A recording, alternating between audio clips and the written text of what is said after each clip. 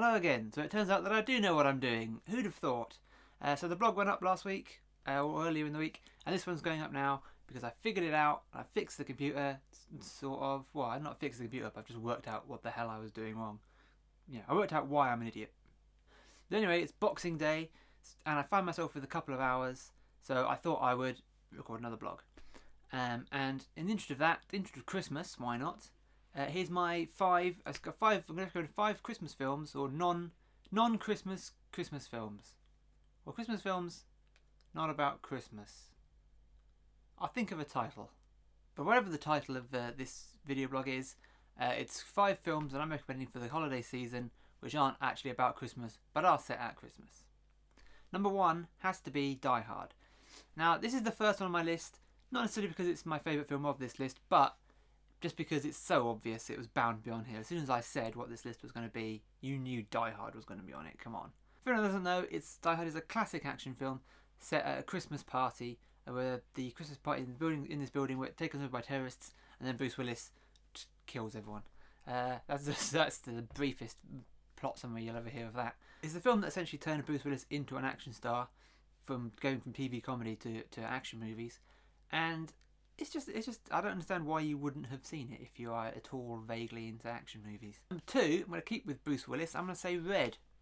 Now, Red is not a great movie, but it is a very good one. It's a very solid action movie with some great seasoned actors who are just kind of having a laugh, really. They're playing very silly characters in a very silly story, and they look like they're having a lot of fun.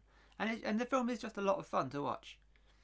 I don't think it's necessarily going to go down in history as an instant classic, but it is, like I said, it is a very solid action film with a lot of fun moments. Number 3 is a little bit more outside the box, and that's In Bruges. Yes, I bet you probably didn't even realise that In Bruges was set at Christmas, or you just forgot all about it, but it is. It doesn't come up in the plot at all, as far as I'm aware. It's maybe it's mentioned a couple of times, certainly in dialogue, and there's decorations and things up. But yeah, In Bruges, set at Christmas. It's the story of 2 hitmen who have gone to hide in Bruges after a job goes wrong, and the details of that slowly come out as the film goes on. It's a very dark comedy, but I really love it. It's one of my favourite films. 4 is going to have to be Gremlins. I'm going to recommend Gremlins. You obviously probably, now that I've said that, you probably think, oh yeah, it's obvious. Gremlins movie. Gremlins is set at Christmas.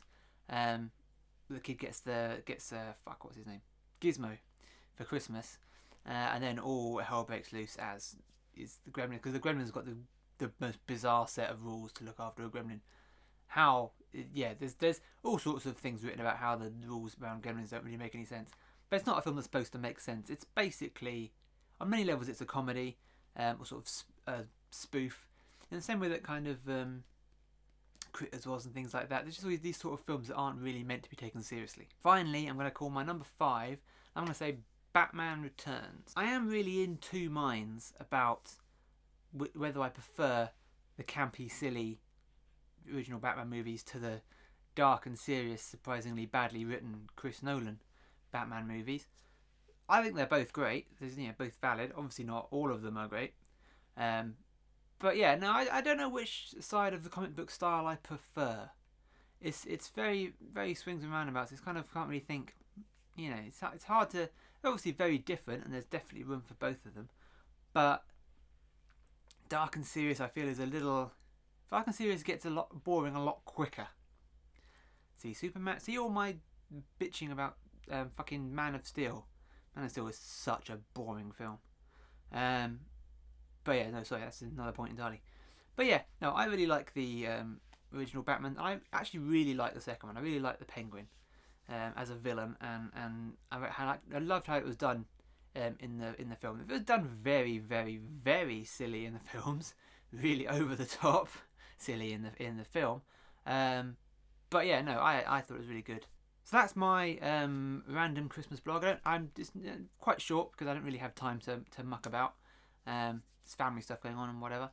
But yeah, no, that's my Merry Christmas for this year. I will put this up unless I watch it back and think that I look far too dorky to be seen by human eyes. The end.